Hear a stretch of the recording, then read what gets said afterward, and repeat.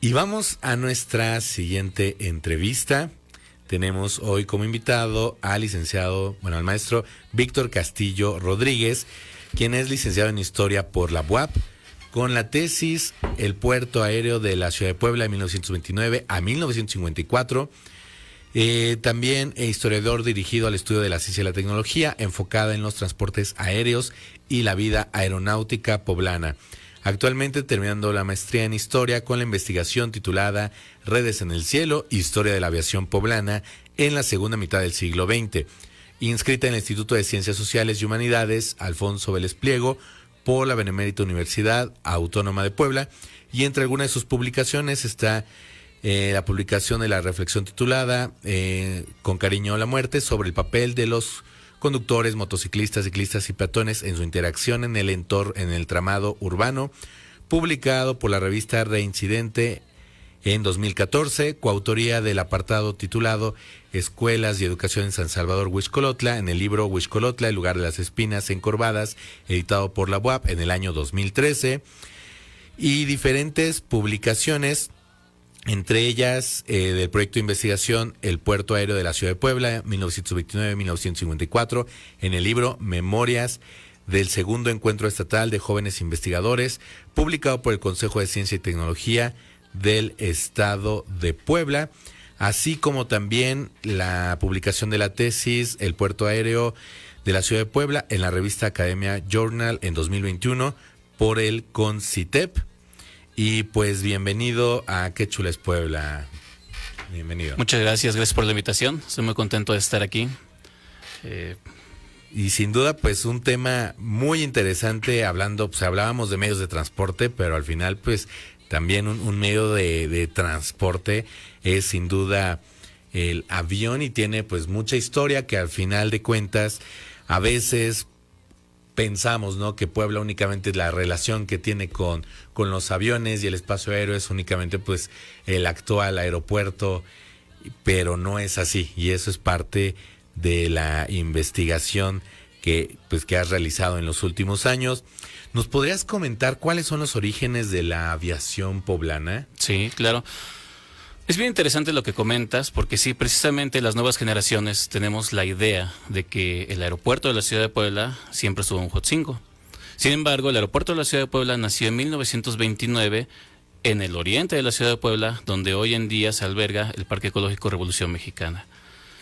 Durante un tiempo, del 29 al 30, 1931, fue un espacio relativamente tranquilo, porque el aumento de operaciones se dio principalmente en la Ciudad de México, en las capitales, ¿no?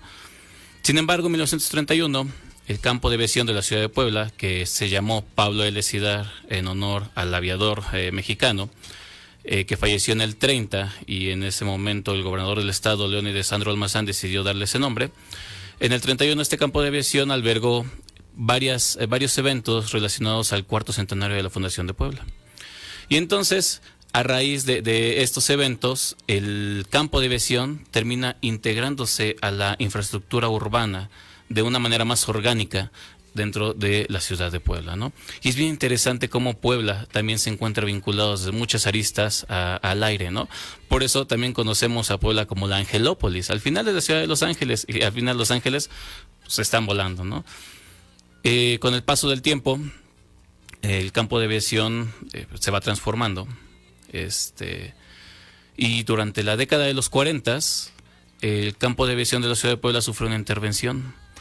Una vez llegada la Segunda Guerra Mundial, desarrollada en Europa, Estados Unidos necesita generar un cinturón de contención alrededor del Pacífico, y para ello México es una pieza clave. Y en ese sentido, México se da a la tarea y se da la fuerza para negociar. Y parte de las negociaciones que establecen es los permisos de aeronavegación en el espacio nacional. Y entonces Estados Unidos y México generan algo que se llamó Comisión de Defensa Conjunta, en el cual colaboran los dos para establecer radares de operación en la zona de Tijuana, pero también colabora Estados Unidos con México tratando de capacitar a las Fuerzas Armadas mexicanas, y entre ello México alcanza a establecer como lineamientos que se habiliten 2 escuelas de aviación en el país. Una de ellas, una de las más importantes, es la Escuela de Aviación 5 de Mayo, que se abre aquí en la ciudad de Puebla, en el antiguo campo de aviación, y es en esta década, en la década de los 40, cuando con el establecimiento de esa escuela, el campo sufre un cambio infraestructural. Y entonces pasa de tener una pequeña pista de alrededor de 800 metros de largo a generar una pista asfaltada de 1.600 metros por 45, lo que le permite albergar operaciones un poquito más complicadas, ¿no? Con aeronaves más grandes. Y probablemente esa sea la infraestructura que los poblanos que tienen la fortuna o que tenemos todavía la fortuna de tener poblanos pues a lo mejor de una edad ligeramente avanzada, que recuerdan que vivieron parte de su niñez en los alrededores o cruzando el campo de aviación de la ciudad de Puebla. Ok, sin duda es importante conocer de este contexto, ¿no? En el marco de esta, pues, de la Guerra Mundial, pero también de la alianza con Estados Unidos, de esta colaboración. Y cuéntanos, este campo, este aeropuerto, ¿qué transformaciones vivió en los 40s, en los 50s, e incluso porque ya no se expandió? En la década de los 40, pues alcanzó a tomar su infraestructura más grande. Era un campo de aviación, era un aeropuerto realmente insuficiente para las operaciones que en los 40 se daban a nivel comercial. Sin embargo, pues se asfaltó la pista, se alargó, se hicieron salones de clases, se establecieron 3 tribunas, 3 gradas, que eran gradas grandes, creo que de 40 metros de largo por 14 de ancho y aproximadamente 7 de altura, en donde en la grada central se estableció una torre de control improvisada realmente, que es bien interesante porque estas gradas son parte de un proyecto fallido de establecer un hipódromo, ¿no? Recordemos que en la década de los 40 el presidente de la República es Manuel Ávila Camacho y el secretario de Comunicaciones y Transportes es precisamente Maximino Ávila Camacho. Entonces, ambos originarios de Teciutlán, que pues al final intentaron traer un poco de esta modernidad a la ciudad de Puebla. El aeropuerto permanece así más o menos por espacio de 10 años hasta la década de los 50, alrededor del 1955, ya que en aquel año la Escuela de Aviación, que se encontraba relacionada con organismos internacionales como la OASI, que dependía de la ONU, se muda a la Ciudad de México porque la ONU establece una institución más grande y se lleva la carrera de piloto comercial a la Ciudad de México.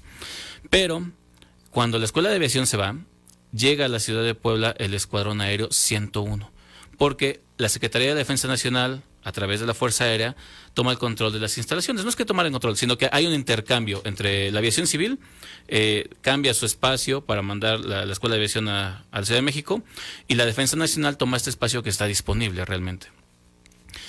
Y es otra etapa bien interesante, porque en la década de los 50, cuando llega el Escuadrón 101, la sociedad poblana tiene una interacción mucho más cercana con la aviación. Hablábamos, por ejemplo, podemos hablar de que los pilotos, los mecánicos o el personal de la base aérea va a las ceremonias de izamiento de bandera, va a las ceremonias de conmemoraciones de Juárez, al de Francisco y Madero. Es decir, el personal aéreo colabora y está presente en la vida social de los poblanos. Pero lo más interesante, bueno, por lo menos desde mi punto de vista, es que las operaciones aéreas son constantes durante la década de los 50 y muy probablemente hasta los 80, porque los aviones salen a desfilar, salen a entrenar, salen a la Ciudad de México o a otras sedes con la intención de trasladarse, de dejar municiones, de cargar, de llevar personal, pero la gente lo ve, ¿no?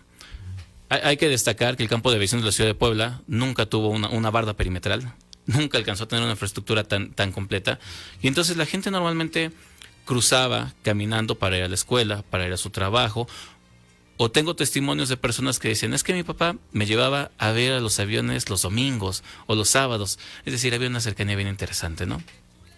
Después del Escuadrón 101, también viene por algún momento el Escuadrón 201, que es bien interesante aclarar que el 201 que está en la ciudad de Puebla fue un escuadrón que se creó cuando el 201 que peleó en la Segunda Guerra Mundial regresó. Muy probablemente tuvo algunas aeronaves que estuvieron en otras latitudes y personal del Escuadrón 201 que participó en la Segunda Guerra, pero orgánicamente, en cuanto a la organización interna de la Fuerza Aérea, se